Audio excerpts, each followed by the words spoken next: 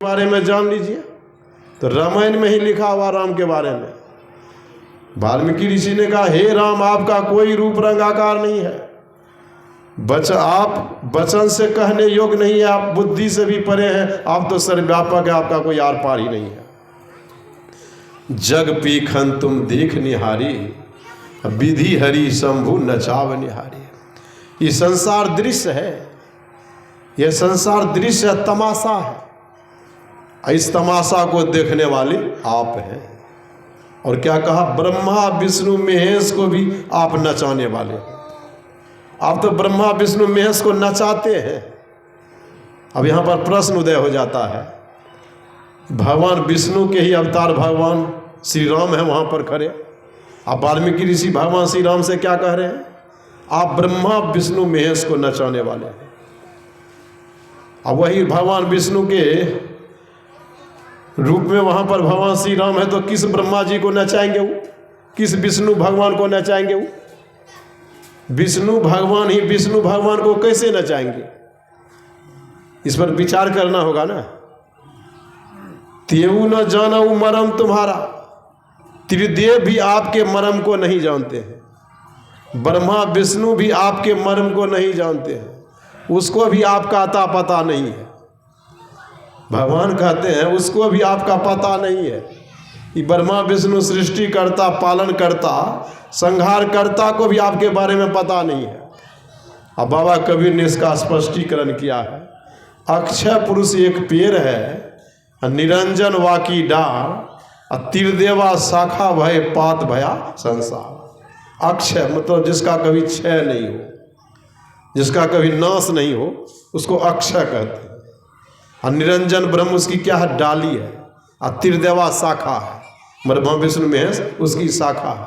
पेड़ है वही परमात्मा पेड़ है, और डाली है निरंजन ब्रह्म, और शाखा है ब्रह्मा विष्णु महेश। जैसे सृष्टि के 5 मंडल है, कैवल्य मंडल, महाकारण मंडल, कारण मंडल, सूक्ष्म मंडल और स्थूल मंडल। तो परमात्मा अक्षय पुरुष है।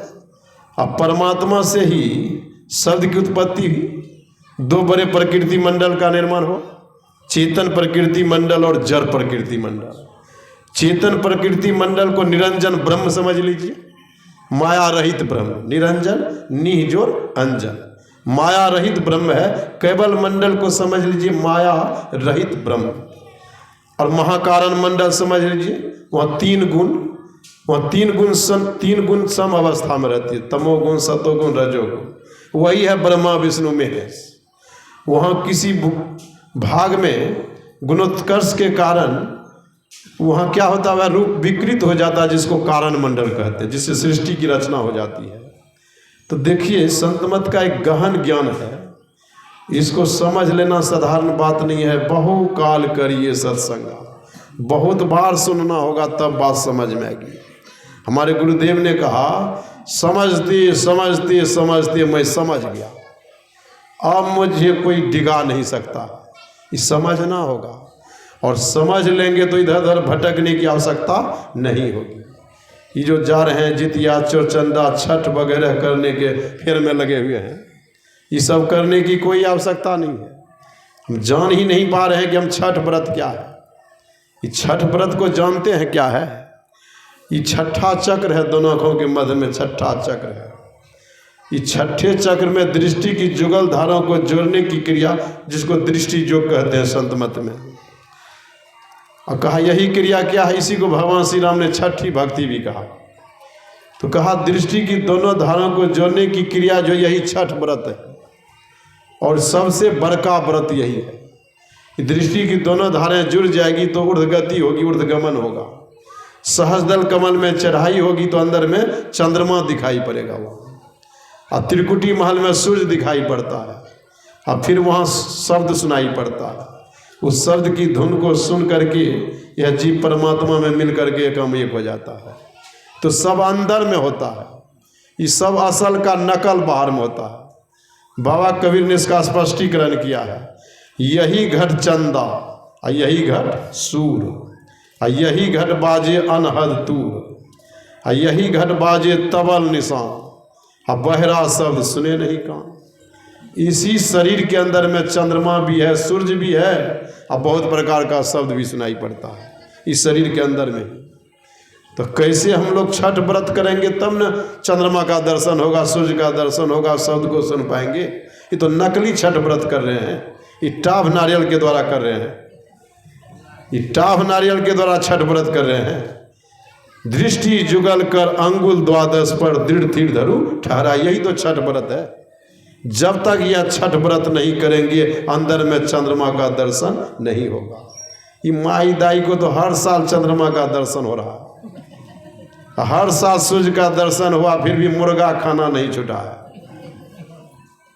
इसका दर्शन करने से कल्याण नहीं होगा, अंदर में दर्शन करना होगा। बाबा कबीर ने कहा कैसे दर्शन करोगे? आंख कान मुख बंद कराओ, अनहद झींगा शब्द सुनाओ, दोनों तिलिक तार मिलाओ, तब देखो गुलजारा। तब अंदर में सब दिखाई पड़ेगा, इसे दिखाई पड़ेगा। ये सस्ता समझ रहे हैं, ये मंच कथा कहानी सुनाने का मंच नहीं है, ये गंभीर ज्ञान के बारे में सुनाने का ही ज्ञान है। ऐसा मंच नहीं है कि राम भगवान की कथा कहते रह जाएंगे तो पूरा होगा। हरि अनंत हरि कथा अनंता, कहते रह जाएंगे, आप सुनते रह जाएंगे। यहाँ तो उसका सार ज्ञान 1 घंटा के अंदर संपूर्ण ज्ञान के बारे में सुनाया जाता है, कैसे राम का दर्शन होगा।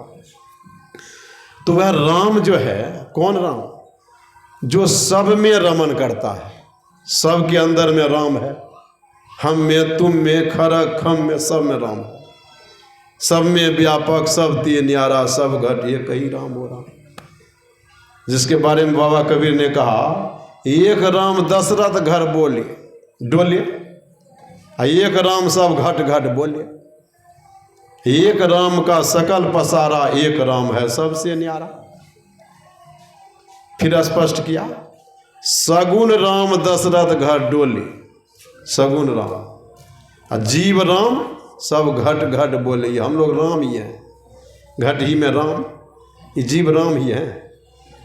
एक राम दशरथ घर डोले, एक राम सब घट घट बोले, एक राम का सकल पसारा, एक राम है सबसे न्यारा। तो जीव राम सब घट घट में है, निर्गुण राम का सकल पसारा, ब्रह्म राम है सबसे न्यारा। मतलब सब में व्यापक, सब ते न्यारा, सब घट एक ही राम हो राम। उसी राम का भजन करने से जी भवसागर पार हो सकता है, और नहीं तो 84 के चक्र में भटकते रह जाएंगे। भक्ति श्रम निष्फल हो, सारा श्रम निष्फल चला जाएगा।